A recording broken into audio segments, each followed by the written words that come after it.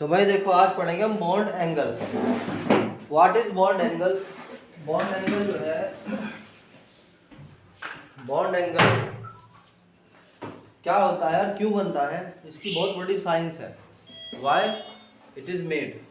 For example, हम अगर कहें कि भाई हमने बनाया एक molecule, bond angle.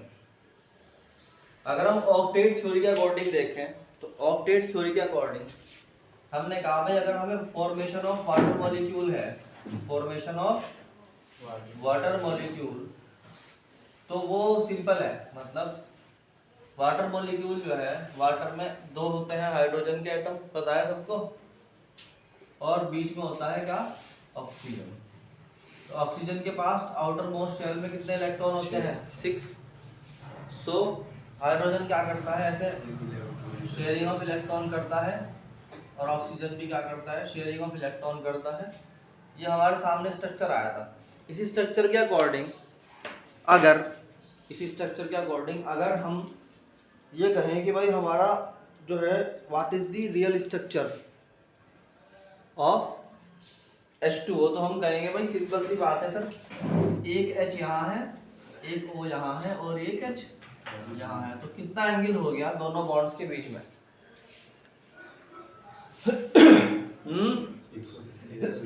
180 degree. Simple है, 180 degree. But that is not the real case. कहानी कुछ और ही है। ठीक, तो हम कहते हैं कि ऑक्सीजन जो है बेसिकली ऐसे नहीं गुजरता, बल्कि इसके जो दो लोन पेयर्स हैं वो और ये क्या है। मान लो कि तुम्हारे पास 4 गुब्बारे हैं।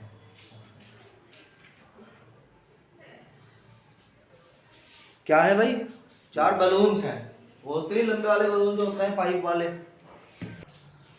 तो हम सोचेंगे फॉर एग्जाम्पल अगर तुम्हारे पास 4 बलून है, क्या है, 4 बलून है, और चारों को तुमने पॉजिटिव चार्ज दे दिया।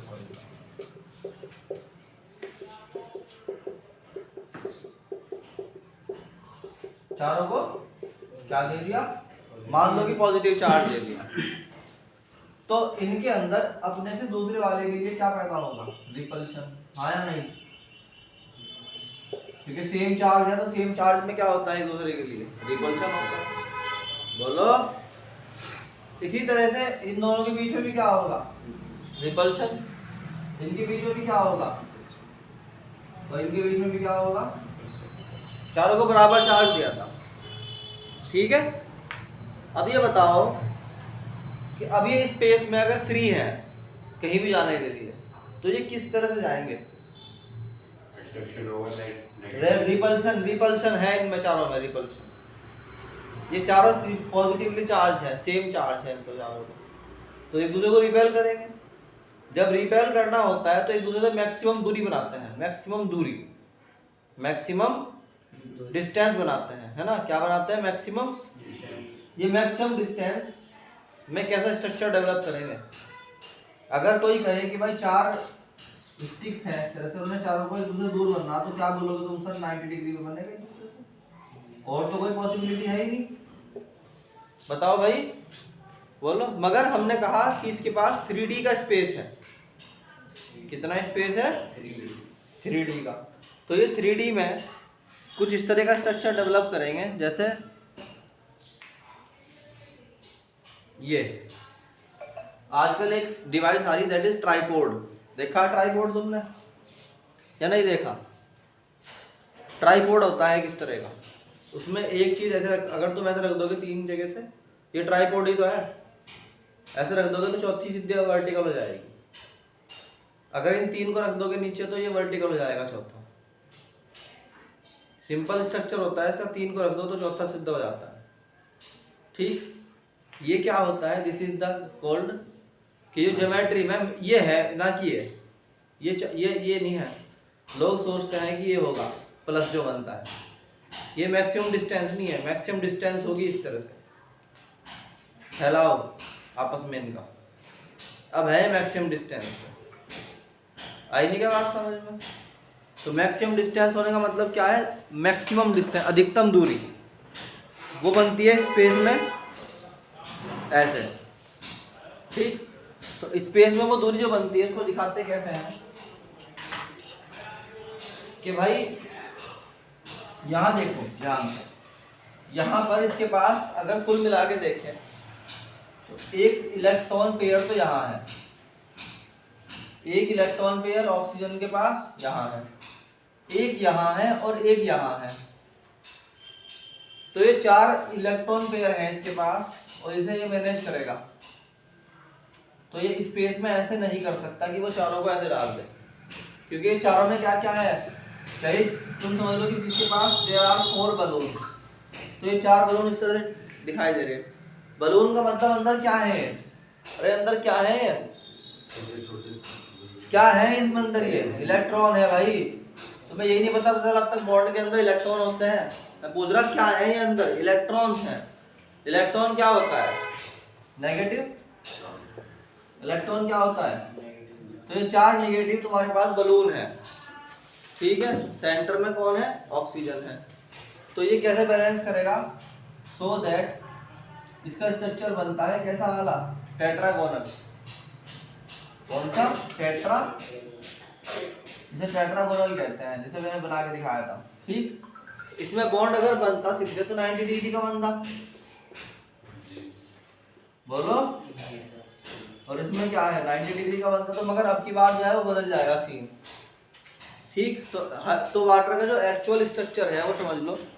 वाटर का एक्चुअल स्ट्रक्चर लोग समझते हैं कि ऐसे होना चाहिए, मगर आज के बाद भूल जाना कि ऐसे था। 9th क्लास तक तो ऐसे बनता है कि H O से जुड़ा और फिर H, एक लोन पेयर ऊपर, एक लोन पेयर नीचे आ गया।